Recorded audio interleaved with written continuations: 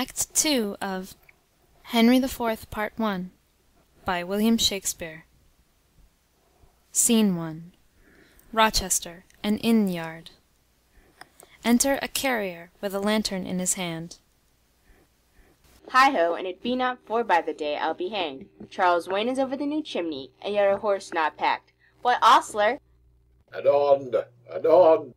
I prithee, Tom, beat cut saddle, put a few flocks in the point. Poor jade is wrung in the withers out of all cess. Enter another carrier. Peas and beans are as dank here as a dog, and that is the next way to give poor jades the bots. This house is turned upside down since Robin Ostler died. Poor fellow, never joyed since the price of oats rose. It was the death of him. I think this be the most villainous house in all London Road for fleas. I am stung like a tench. Like a tench. By the mass, there's ne'er a king christened could be better bit than I have been since the first cock. Why, they will allow us ne'er a Jordan, and then we leak in your chimney, and your chamber lie breeds fleas like a loach. What, ostler, come away and be hanged. I have a gammon of bacon and 2 razors of ginger to be delivered as far as Charing Cross. God's body, the turkeys in my pannier are quite starved. What, ostler, plague on thee! Hast thou never an eye in thy head? Canst not hear?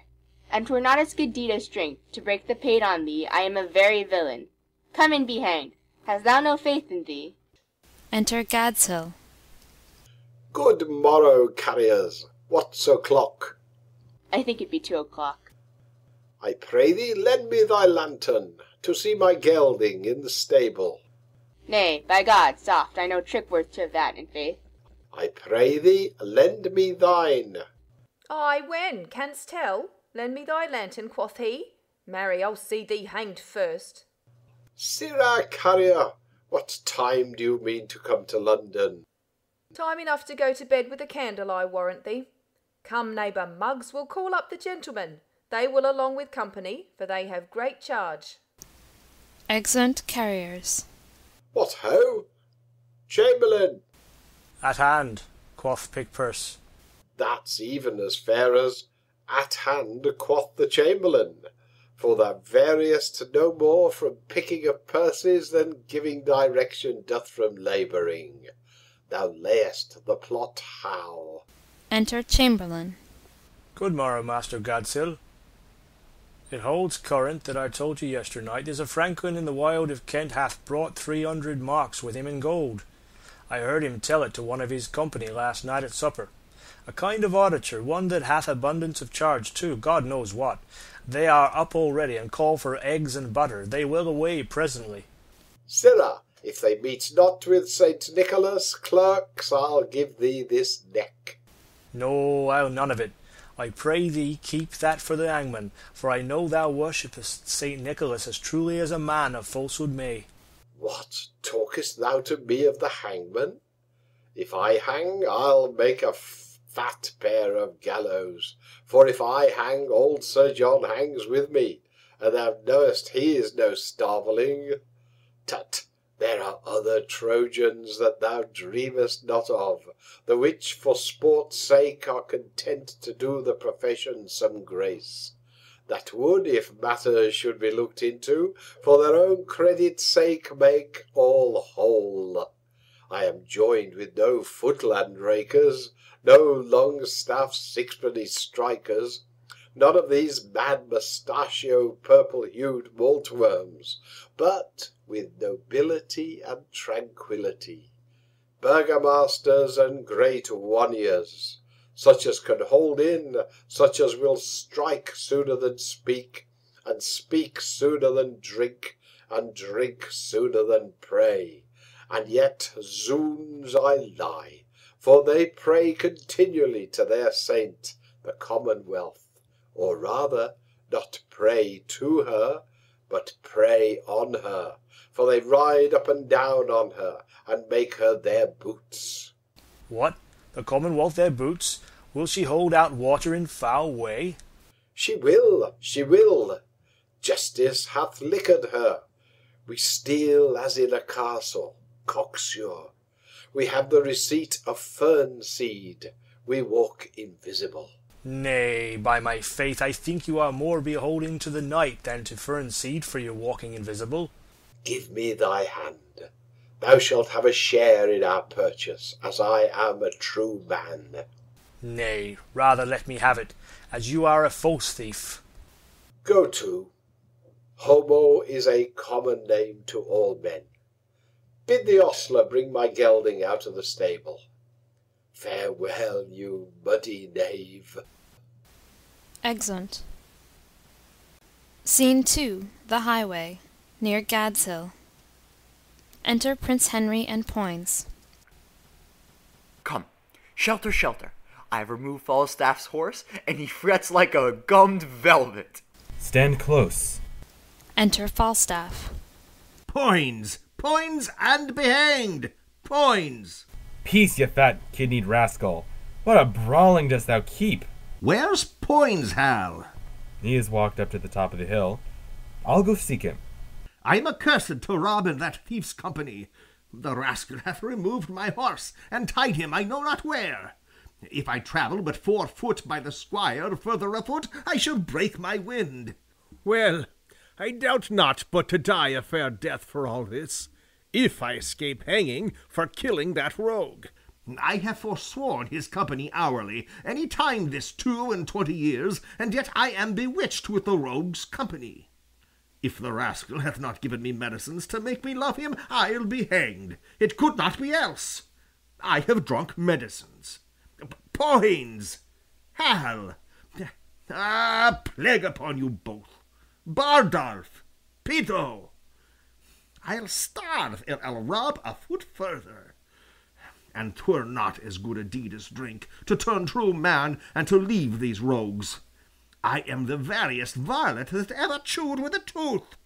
8 yards of uneven ground is 70 miles afoot with me, and the stony-hearted villains know it well enough. A plague upon it when thieves cannot be true one to another. They whistle. Whew!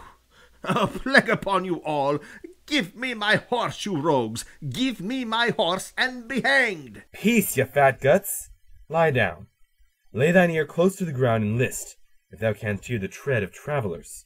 Have you any levers to lift me up again, being down? 'Sblood! I'll not bear mine own flesh so far afoot again for all the coin in thy father's exchequer. What a plague me need to colt me thus! Thou liest. Thou art not colted. Thou art uncolted. I prithee, good Prince Hal, help me to my horse, good king's son. Out, ye rogue! Shall I be your ostler? Go hang thyself in thine own heir-apparent garters. If I be ta'en, I'll peach for this. Had I not made ballads made on you all and sung to filthy tunes? Let a cup of sack be my poison, when a jest is so forward, and afoot too. I hate it. Enter Gadshill, Bardolph, and Peto. Stand! So I do, against my will. Oh, 'tis our setter. I know his voice. Bardolph, what news? Case ye, on with your vizards. There's money of the king's coming down the hill. 'Tis going to the king's exchequer. You lie, ye rogue! 'Tis going to the king's tavern. There's enough to make us all. To be hanged. Sirs, you 4 shall front them in the narrow lane. Ned Poins and I will walk lower. If they escape from your encounter, then they light on us. How many be there of them? Some 8 or 10. Zounds! Will they not rob us? What? A coward, Sir John Punch? Oh, indeed, I am not John of Gaunt, your grandfather, but yet no coward, Hal. Well, we leave that to the proof. Sirrah, Jack, thy horse stands behind the hedge. When thou needest him, there thou shalt find him. Farewell, and stand fast. Now cannot I strike him, if I should be hanged? Ned, where are our disguises? Here, hard by. Stand close. Exeunt Prince Henry and Poins. Now, my masters, happy man be his dole, say I. Every man to his business. Enter the travellers. Come, neighbour, the boy shall lead our horses down the hill. We'll walk afoot a while and ease our legs. Stand! Jesus bless us! Strike! Down with them! Cut the villains' throats! Ah, horse-son caterpillars, bacon-fed knaves! They hate us, youth! Down with them! Fleece them! Oh, we are undone, both we and ours, for ever. Hang ye, gore-bellied knaves! Are ye undone? No, ye fat chuffs! I would your store were here. On, bacons, on! What, ye knaves? Young men must live. You are grand jurors, are ye? We'll jure ye, faith. Here they rob them and bind them. Exeunt. Re-enter Prince Henry and Poins. The thieves have bound the true men. Now could thou and I rob the thieves, and go merrily to London. It would be argument for a week, laughter for a month, and a good jest for ever. Stand close. I hear them coming. Enter the thieves again. Come, my masters, and let us share and then to horse before day. And the prince and Poins be not two arrant cowards, there's no equity stirring. There's no more valor in that Poins than in a wild duck. Your money! Villains! As they are sharing, the prince and Poins set upon them. They all run away, and Falstaff, after a blow or two, runs away too, leaving the booty behind them. Got with much ease. Now merrily to horse. The thieves are all scattered and possessed with fear so strongly that they dare not meet each other. Each takes his fellow for an officer. Away, good Ned. Falstaff sweats to death, and lards the lean earth as he walks along. Were it not for laughing, I should pity him. How the rogue roared! Exeunt. Scene 3. Warkworth Castle. Enter Hotspur, solus, reading a letter. But for mine own part, my lord, I could be well contented to be there, in respect of the love I bear your house. He could be contented. Why is he not, then? In respect of the love he bears our house? He shows in this he loves his own barn better than he loves our house. Let me see some more. The purpose you undertake is dangerous. Why, that's certain. 'Tis dangerous to take a cold, to sleep, to drink. But I tell you, my lord, fool, out of this nettle, danger, we pluck this flower safety. The purpose you undertake is dangerous, the friends you have named uncertain, the time itself unsorted, and your whole plot too light for the counterpoise of so great an opposition. Say you so? Say you so? Now, I say unto you again, you are a shallow, cowardly hind, and you lie. What a lack-brain is this! By the Lord, our plot is as good a plot as ever was laid. Our friends true and constant, a good plot, good friends, and full of expectation. An excellent plot, very good friends. What a frosty-spirited rogue is this! Why, my Lord of York commends the plot and the general course of action. Sounds, and I were now by this rascal, I could brain him with his lady's fan. Is there not my father, my uncle, and myself, Lord Edmund Mortimer, my Lord of York, and Owen Glendower? Is there not besides the Douglas? Have I not all their letters to meet me in arms by the 9th of next month? And are they not some of them set forward already?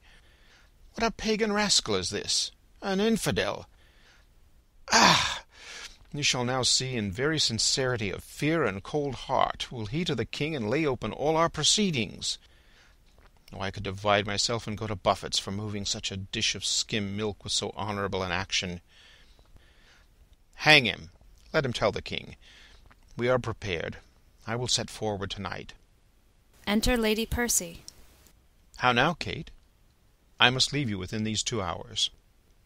Oh, my good lord, why are you thus alone? For what offence have I this fortnight been a banished woman from my Harry's bed? Tell me, sweet lord, what is it takes from thee thy stomach, pleasure, and thy golden sleep? Why dost thou bend thine eyes upon the earth, and start so often when thou sitt'st alone? Why hast thou lost the fresh blood in thy cheeks, and given my treasures and my rights of thee to thick-eyed musing and cursed melancholy? In thy faint slumbers I by thee have watched, and heard thee murmur tales of iron wars, speak terms of manage to thy bounding steed, cry courage to the field. And thou hast talked of sallies and retires, of trenches, tents, of palisadoes, frontiers, parapets, of basilisks, of cannon, culverin, of prisoners' ransom, and of soldiers slain, and all the currents of a heady fight. Thy spirit within thee hath been so at war, and thus hath so bestirred thee in thy sleep, that beads of sweat have stood upon thy brow like bubbles in a late disturbed stream, and in thy face strange motions have appeared, such as we see when men restrain their breath on some great sudden hest. Oh, what portents are these? Some heavy business hath my lord in hand, and I must know it, else he loves me not. What ho? Enter servant. Is Gilliams with a packet gone? He is, my lord, an hour ago. Hath Butler brought those horses from the sheriff? One horse, my lord, he brought even now. What horse? A roan? A crop-ear, is it not? It is, my lord. That roan shall buy my throne. Well, I will back him straight. O Esperance, bid Butler lead him forth into the park. Exit servant. But hear you, my lord. What sayest thou, my lady? What is it carries you away? Why, my horse, my love, my horse. Out, you mad-headed ape! A weasel hath not such a deal of spleen as you are tossed with. In faith, I'll know your business, Harry, that I will. I fear my brother Mortimer doth stir about his title, and hath sent for you to line his enterprise. But if you go— So far afoot, I shall be weary, love. Come, you parakeeto, answer me directly unto this question that I ask. In faith, I'll break thy little finger, Harry, that I will, and if thou wilt not tell me all things true. Away, away, you trifler. Love? I love thee not. I care not for thee, Kate. This is no world to play with mammoths and to tilt with lips. We must have bloody noses and cracked crowns, and pass them current too. God's me, my horse! Why sayest thou, Kate? What wouldst thou have with me? Do you not love me? Do you not indeed? Well, do not then. For since you love me not, I will not love myself. Do you not love me? Nay, tell me whether thou speak'st in jest or no. Come, wilt thou see me ride? And when I am on horseback, I will swear I love thee infinitely. But hark you, Kate, I must not have you henceforth question me whither I go, nor reason whereabout. Whither I must, and to conclude this evening must I leave you, gentle Kate. I know you wise, but yet no farther wise than Harry Percy's wife. Constant you are, but yet a woman, and for secrecy no lady closer. For I well believe thou wilt not utter what thou dost not know. And so far will I trust thee, gentle Kate. How, so far? Not an inch further. But hark you, Kate, whither I go, thither shall you go too. To-day will I set forth, to-morrow you. Will this content you, Kate? It must, of force. Exeunt. Scene 4. The Boar's Head Tavern, Eastcheap. Enter Prince Henry and Poins. Ned, prithee come out of that fat room and lend me thy hand to laugh a little. Where hast been, Hal? With 3 or 4 loggerheads, amongst 3 or 4 score hogsheads. I have sounded the very bass string of humility. Sirrah, I am sworn brother to a leash of drawers, and can call them by their christened names, as Tom, Dick, and Francis. They take it already upon their salvation that, though I be but Prince of Wales, yet I am the king of courtesy. And tell me flatly, I am no proud jack like Falstaff, but a Corinthian, a lad of mettle, a good boy, by the Lord, so they call me. And when I am king of England, I shall command all the good lads of Eastcheap. They call drinking deep, dying scarlet, and when you breathe in your watering, they cry, hem, and bid you play it off. To conclude, I am so good a proficient in 1/4 of an hour, that I can drink with any tinker in his own language during my life. I tell thee, Ned, thou hast lost much honour that thou were not with me in this action. But, sweet Ned, to sweeten which name of Ned, I'd give thee this pennyworth of sugar, clapped even now into my hand by an under-skinker, one that never spake other English in his life than 8 shillings and 6 pence, and you are welcome, with his shrill addition, "Anon, anon, sir!"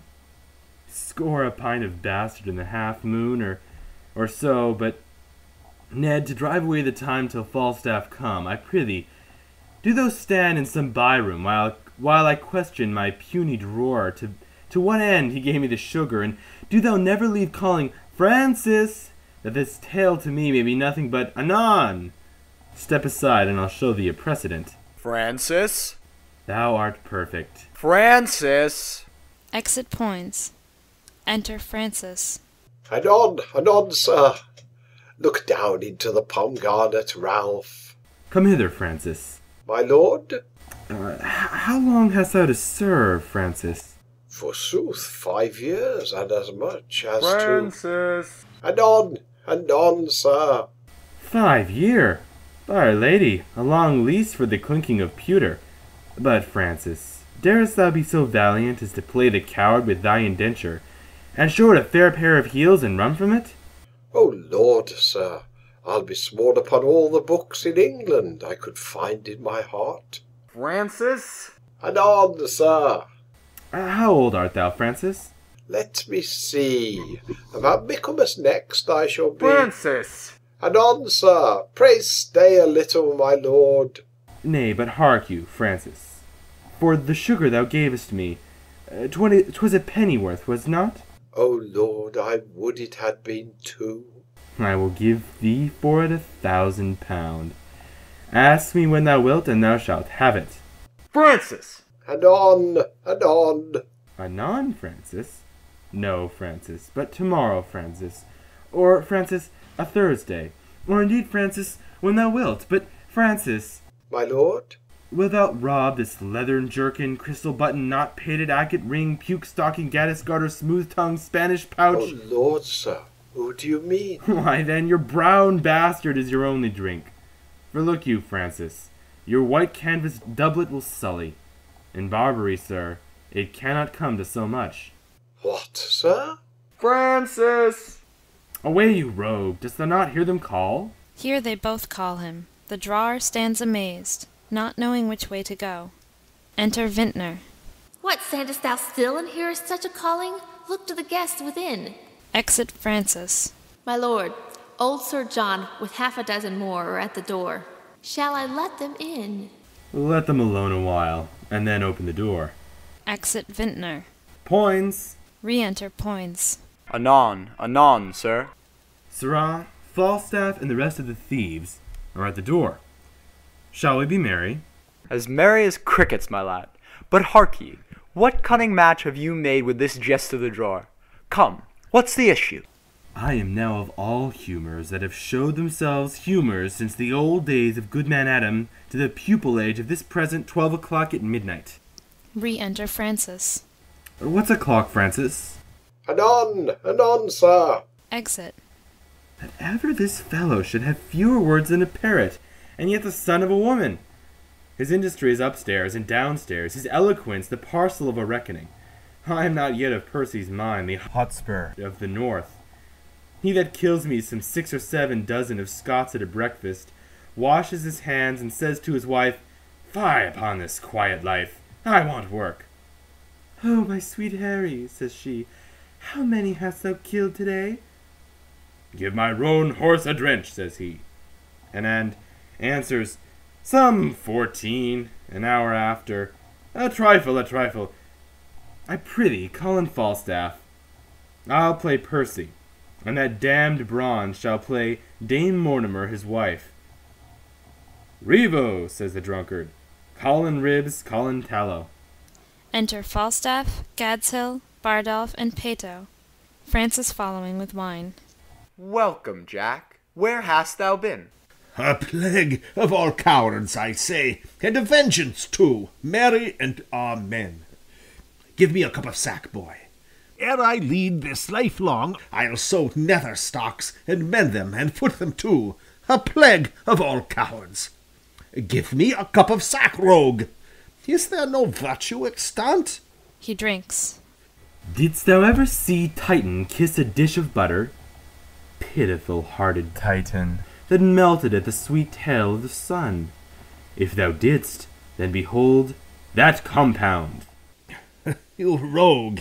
Here's lime in this sack too. There is nothing but roguery to be found in villainous man, yet a coward is worse than a cup of sack with lime in it. A villainous coward. Go thy ways, old Jack, die when thou wilt. If manhood, good manhood, be not forgot upon the face of the earth, then am I a shot and herring. There live not 3 good men unhanged in England, and one of them is fat and grows old. God help the while. A bad world, I say. I would I were a weaver. I could sing psalms or anything. A plague of all cowards, I say still. How now, woolsack? What mutter you? A king's son. If I do not beat thee out of thy kingdom with a dagger of lath, and drive all thy subjects afore thee like a flock of wild geese, I'll never wear hair on my face more. You Prince of Wales. Why, you whoreson-round man, what's the matter? Are not you a coward? Answer me to that, and poins there. Zounds, ye fat-paunched, and ye call me coward. By the Lord, I'll stab thee. Oh, I call thee coward. I'll see thee damned that I call thee coward, but I would give £1,000 I could run as fast as thou canst. You are straight enough in the shoulders, you care not who sees your back. Call you that backing of your friends? A plague upon such backing! Give me them that will face me. Give me a cup of sack. I am a rogue if I drunk today. Oh, villain! Thy lips are scarce wiped since thou drunkest last. All's one for that. He drinks. A plague of all cowards, still say I. What's the matter? What's the matter? There be 4 of us here have ta'en £1,000 this day morning. Where is it, Jack? Where is it? Where is it? Taken from us it is. 100 upon poor 4 of us. What? 100 men? I am a rogue. If I were not at half sword with 12 of them 2 hours together. I have scaped by miracle. I am 8 times thrust through the doublet, 4 through the hose, my buckler cut through and through, my sword hacked like a handsaw, ecce signum. I never dealt better since I was a man. All would not do. A plague of all cowards. Let them speak. If they speak more or less than truth, they are villains and the sons of darkness. Speak, sirs. How was it? We 4 set upon some dozen. 16 at least, my lord. And bound them. Nah, they were not bound.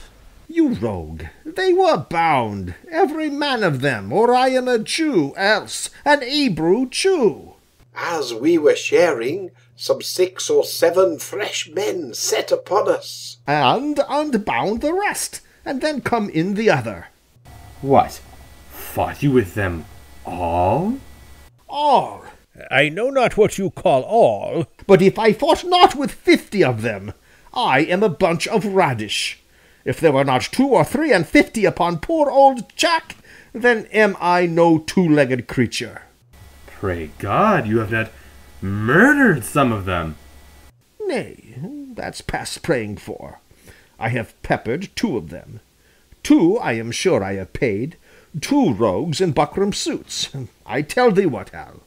If I tell thee a lie, spit in my face, call me hoarse. Thou knowest my old ward. Here I lay, and thus I bore my point. 4 rogues in buckram that drive at me. What, 4? Thou saidst but 2 even now. 4, Hal, I told thee 4. Aye, he said 4. These 4 came all afront, and mainly thrust at me. I made me no more ado, but took all their 7 points in my target, thus. 7? Why, there were but 4 even now. In buckram? Aye, 4, in buckram suits.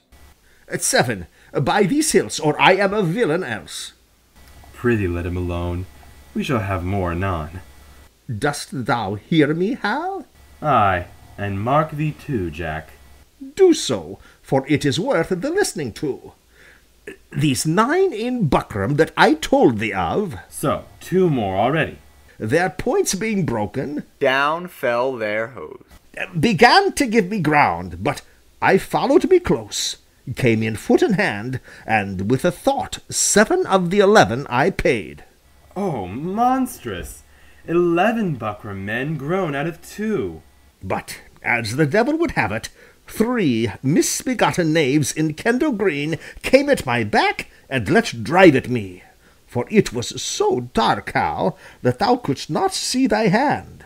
These lies are like their father that begets them, gross as a mountain, open, palpable. Why, thou clay-brained guts, thou naughty-pated fool, thou whoreson obscene, greasy tallow-catch! What? Art thou mad? Art thou mad? Is not the truth the truth? Why, how couldst thou know these men in Kendal Green, when it was so dark thou couldst not see thy hand? Come, tell us your reason. What sayest thou to this? Come, your reason, Jack, your reason. What, upon compulsion? Zounds, and I were at the Strapedo, or all the racks in the world, I would not tell you on compulsion. Give you a reason on compulsion. If reasons were as plentiful as blackberries, I would give no man a reason upon compulsion, I'll be no longer guilty of this sin. This sanguine coward, this bed-presser, this horseback breaker, this huge hill of flesh. Blood, you starveling, you elfskin, you trite neat's tongue, you bull's pizzle, you stockfish, oh, for breath to utter what is like thee, you tailor's yard, you sheath, you bow-case, you vile standing tuck. Well, breathe a while, and then to it again. And when thou hast tired thyself in base comparisons, hear me speak but this. Mark, Jack.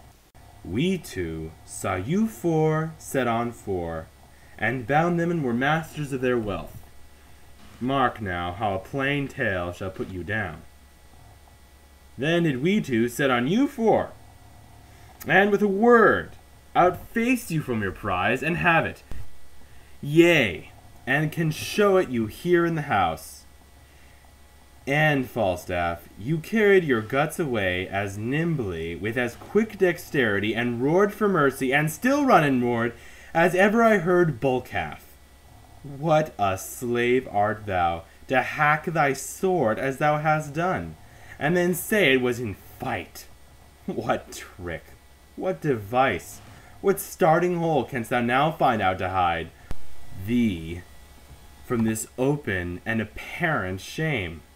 Come, let's hear, Jack. What trick hast thou now? By the Lord, I knew ye as well as he that made ye. Why, hear you, my masters, was it for me to kill the heir apparent? Should I turn upon the true prince? Why, thou knowest I am as valiant as Hercules, but beware instinct. The lion will not touch the true prince. Instinct is a great matter. I was now a coward on instinct. I shall think the better of myself and thee during my life. I for a valiant lion, and thou for a true prince. But, by the Lord, lads, I am glad you have the money. Hostess, clap to the doors. Watch tonight, pray tomorrow. Gallants, lads, boys, hearts of gold, all the titles of good fellowship come to you. What? Shall we be merry? Shall we have a play extempore? Content, and the argument shall be thy running away. Ah, no more of that, Hal, and thou lovest me? Enter Hostess. Oh, Jesu, my lord the prince! How now, my lady the hostess? What sayest thou to me? Marry, my lord, there is a nobleman of the court at door would speak with you. He says he comes from your father. Give him as much as will make him a royal man, and send him back again to my mother. What manner of man is he? An old man. What doth gravity out of his bed at midnight? Shall I give him his answer? Prithee do, Jack. Faith, and I'll send him packing. Exit Falstaff. Now, sirs, by our lady you fought fair, and so did you, Peto. So did you, Bardolph. You are lions too. You ran away upon instinct. You will not touch the true prince. No. Fie. Faith, I ran when I saw the others run. Tell me now in earnest, how came Falstaff's sword so hacked? Why, he hacked at it with his dagger, and said he would swear truth out of England, but he would make you believe it was done in fight, and persuaded us to do the like. Yea, and to tickle our noses with spear-grass to make them bleed, and then to beslubber our garments with it, and swear it was the blood of true men. I did that, I did not this 7 year before. I blushed to hear his monstrous devices. Oh, villain! Thou stolest a cup of sack 18 years ago, and wert taken with the manor, and ever since thou hast blushed extempore. Thou hadst fire and sword on thy side, and yet thou ranst away. What instinct hadst thou for it? My lord, do you see these meteors? Do you behold these exhalations? I do. What think you they portend? Hot livers and cold purses. Choler, my lord, if rightly taken. No, if rightly taken, halter. Re-enter Falstaff. Here comes lean Jack. Here comes Barebone. How now, my sweet creature of bombast? How long is to go, Jack, since thou sawest thine own knee? My own knee? When I was about thy years, Hal, I was not an eagle's talon in the waist. I could have crept into any alderman's thumb ring. A plague of sighing and grief. It blows a man up like a bladder. There's villainous news abroad. Here was Sir John Bracy from your father. You must to the court in the morning. That same mad fellow of the north, Percy, and he of Wales, that gave Emimond the bastinado, and made Lucifer cuckold, and swore the devil his true liegeman upon the cross of a Welsh hook. What a plague call you him? Oh, Glendower. Owen, the same, and his son-in-law Mortimer, and old Northumberland, and that sprightly Scot of Scots, Douglas, that runs a horseback up a hill perpendicular. He that rides at high speed, and with his pistol kills a sparrow flying. You have hit it. So did he, never the sparrow. Well, that rascal hath good mettle in him. He will not run. Why, what a rascal art thou then, to praise him so for running? A horseback, ye cuckoo, but afoot he will not budge a foot. Yes, Jack, upon instinct. I grant ye, upon instinct. Well, he is there too, and one Mordake, and 1,000 blue caps more. Worcester is stolen away tonight. Thy father's beard is turned white with the news. You may buy land now as cheap as stinking mackerel. Why then, it is like, if there come a hot June, and this civil buffeting hold, we shall buy maidenheads as they buy hobnails by the hundreds. By the mass, lad, thou sayest true. It is like we shall have good trading that way. But tell me, Hal, are not thou horrible afeard? Thou being heir apparent, could the world pick thee out 3 such enemies again as that fiend Douglas, that spirit Percy, and that devil Glendower? Art thou not horribly afraid? Doth not thy blood thrill at it? Not a whit, i' faith. I lack some of thy instinct. Well, thou wilt be horribly chid tomorrow when thou comest to thy father. If thou love me, practice an answer. Do thou stand for my father, and examine me upon the particulars of my life. Shall I? Content. This chair shall be my state, this dagger my sceptre, and this cushion my crown. Thy state is taken for a joined stool, thy golden sceptre for a leaden dagger, and thy precious rich crown for a pitiful bald crown. Well, and the fire of grace be not quite out of thee, now shalt thou be moved. Give me a cup of sack to make my eyes look red, that it may be thought I have wept, for I must speak in passion, and I will do it in King Cambyses' vein. Well, here is my leg. And here is my speech. Stand aside, nobility. Oh, Jesu, this is excellent sport, i' faith. Weep not, sweet queen, for trickling tears are vain. Oh, the father, how he holds his countenance! For God's sake, lords, convey my tristful queen, for tears do stop the floodgates of her eyes. Oh, Jesu, he doth it as like one of these harlotry players as ever I see. Peace, good paint-pot, peace, good tickle-brain. Harry, I do not only marvel where thou spendest thy time, but also how thou art accompanied. For though the chamomile, the more it is trodden on, the faster it grows, yet youth, the more it is wasted, the sooner it wears. That thou art my son, I have partly thy mother's word, partly my own opinion, but chiefly a villainous trick of thine eye, and a foolish hanging of thy nether lip, that doth warrant me. If then thou be son to me, here lies the point. Why, being son to me, art thou so pointed at? Shall the blessed Son of Heaven prove a maker and eat blackberries? A question not to be asked. Shall the Son of England prove a thief and take purses? A question to be asked. There is a thing, Harry, which thou hast often heard of, and it is known to many in our land by the name of pitch. This pitch, as ancient writers do report, doth defile. So doth the company thou keepest. For Harry, now, I do not speak to thee in drink, but in tears, not in pleasure, but in passion, not in words only, but in woes also. And yet there is a virtuous man whom I have often noted in thy company, but I know not his name. What manner of man, an it like your majesty?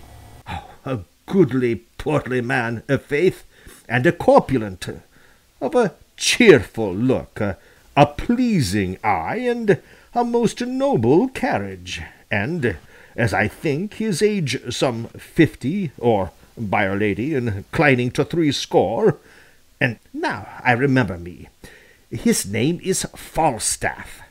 If that man should be lewdly given, he deceiveth me, for, Harry, I see virtue in his looks. If then the tree may be known by the fruit, as the fruit by the tree, then peremptorily I speak it, there is virtue in that Falstaff. Him keep with, the rest banish. And tell me now, thou naughty varlet, tell me, where hast thou been this month? Dost thou speak like a king? Do thou stand for me, and I'll play my father. Depose me, if thou dost it half so gravely, so majestically, both in word and matter. Hang me up by the heels for a rabbit-sucker or a poulter's hare. Well, here I am set. And here I stand. Judge, my masters. Now, Harry, whence came you? My noble lord, from East Cheap. The complaints I hear of thee are grievous. Splurge, my lord, they are false. Nay, I'll tickle ye for a young prince, i'faith. Swearest thou, ungracious boy? Henceforth ne'er look on me. Thou art violently carried away from grace.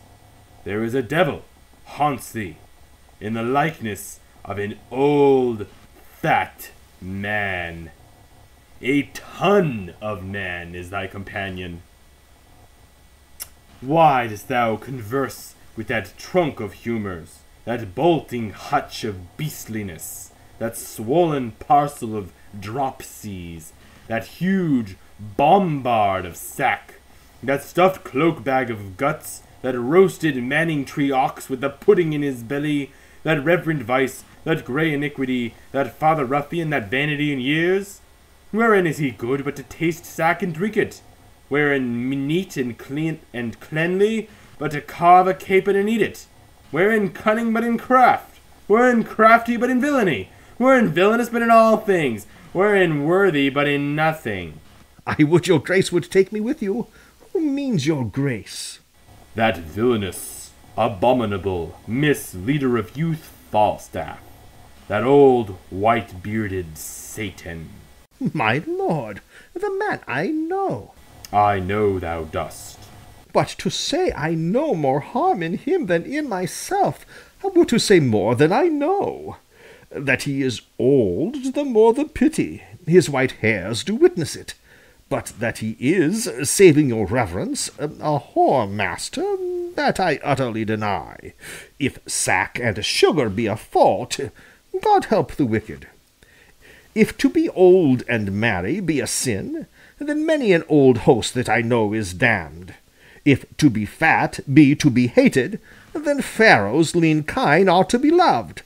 No, my good lord, banish Peto, banish Bardolph, banish Poins, but for sweet Jack Falstaff, kind Jack Falstaff, true Jack Falstaff, valiant Jack Falstaff, and therefore more valiant, being as he is, old Jack Falstaff, banish not him thy Harry's company, banish not him thy Harry's company, banish plump Jack, and banish all the world. I do. I will. A knocking heard. Exeunt hostess, Francis, and Bardolph. Re-enter Bardolph running. Oh, my lord, the sheriff with a most monstrous watch is at the door. Out, ye rogue! Play out the play. I have much to say in the behalf of that Falstaff. Re-enter the hostess. Oh, Jesu! My lord, my lord! Hey, hey, the devil rides upon a fiddlestick. What's the matter? The sheriff and all the watch are at the door. They are come to search the house. Shall I let them in? Dost thou hear, Hal? Never call a true piece of gold a counterfeit. Thou art essentially mad without seeming so. And thou a natural coward without instinct. I deny your major. If you will deny the sheriff, so. If not, let him enter. If I become not a cart as well as another man, a plague on my bringing up. I hope I shall soon be strangled with a halter as another. Go hide thee behind the arras. The rest walk up above. Now, my masters, for a true face and good conscience.